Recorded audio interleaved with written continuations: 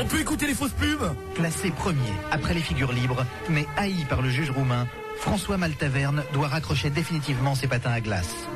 Il se lance alors dans le hot dog, mais le juge roumain ne le lâche pas et l'oblige à fermer sa baraque à sandwich. Dégoûté, Maltaverne tente de refaire sa vie en Uruguay, mais le juge roumain finit par retrouver sa trace et lui pourrit sa nouvelle vie. J'ai un juge roumain au cul. Le livre maudit où François Maltaverne règle ses comptes avec le juge roumain qui a fait saisir le bouquin dès sa parution. En vente nulle part. Vous voulez poser vos questions au pape? C'est possible. Téléphonez au 36 70 0004 en chiffres romains et posez votre question en latin. Le pape vous renverra par la poste une pierre où il aura gravé ses réponses au burin.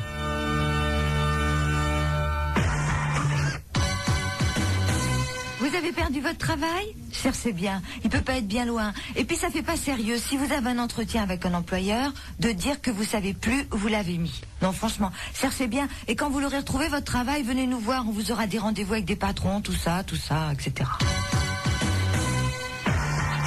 Gérard Plain vous parle de son livre « La fabuleuse histoire de Boris Eltsine ». La fabuleuse histoire de Boris Eltsine par Gérard Plain, votre serviteur, un livre qui rétablit la vérité sur un type calomnié, maltraité, tricard dans beaucoup d'établissements. Et ça, je dis, c'est un type, soit dit en passant, qu'on n'a jamais vu refuser une tournée, pas bêcheur pour deux ronds, tout le contraire de l'autre snobillard, là, comment il s'appelle, la Merloc, là, le président Kington. Alors, un beau livre, tout relié, et, écoutez bien, si vous l'achetez, vous recevez en cadeau 12 sous-bocs gratuits. C'est un cadeau, c'est pour moi, voilà.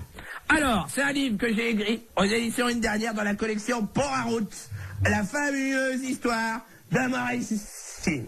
Voilà, c'était Gérard Plain qui nous parlait de son livre. Comment elle s'appelle la petite serveuse, là? Marie-Ange. Viens parler à ma petite Marie-Ange. Oui. Ma vie en dos crôlé. C'est le témoignage bouleversant d'un homme qui a juré à son père sur son lit de mort qu'il ne se déplacerait plus qu'en dos crôlé. Descendre les escaliers, se rendre à son travail avec ou sans palme. Chris Ferguson y gagne en musculature, mais il perd beaucoup en crédibilité. Ma vie en dos crôlé, une histoire qui démontre que la natation n'est pas tout dans la vie, loin de là. Aux éditions du Clapotis. Un truc dans le nez qui me gêne depuis le début. Dis donc, tu as l'air en pleine forme, tu as fait le plein d'énergie, on dirait que tu as mangé du slip. Oh ouais, fais comme moi. Avec Frosties, tu as mangé du slip et le slip est en toi. Et ça marche aussi avec les vieilles chaussettes? Oui, c'est plus goûteux, mais c'est moins riche en vitamines.